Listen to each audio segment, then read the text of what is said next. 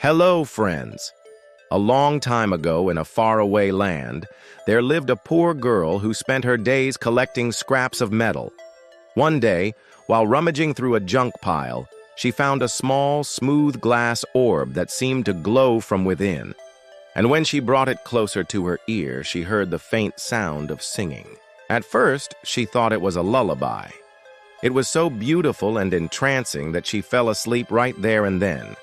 When she woke up, she found herself in a magnificent palace. People dressed in fine clothes bowed before her and called her queen. And as she walked through the bustling marketplace, she saw that everyone there had two moons in the sky, one large and bright, and the other small and dark. And then she saw a familiar glass orb sitting on a pedestal in the center of town. As she approached it, the two moons in the sky began to glow in unison with the orb, and the entire city started to shake. Suddenly, a voice boomed from above. "Who dares disturb the eternal slumber of the two moons?" The girl was so frightened that she hid behind the orb. "I am but a humble servant of the queen," she said, "and I only wanted to get a closer look at the moons." "Very well," said the voice. "Since you have shown such respect to the moons, I shall grant you one wish." The girl thought for a moment. "I wish to be the queen." The voice boomed with laughter. "So be it." And the girl was suddenly filled with the powers and responsibilities of being a queen.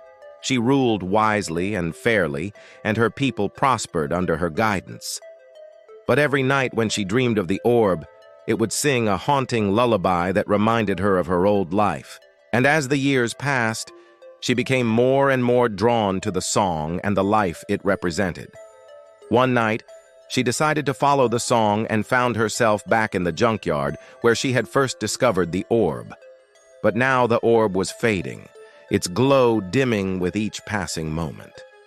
And as it faded, so did her memories of her old life.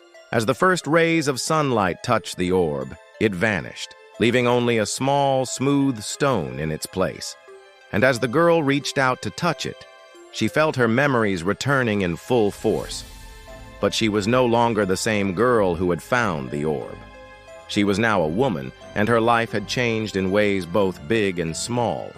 And as she looked up to see the two moons in the sky, she knew that she would never forget her time as a queen. Thank you for watching.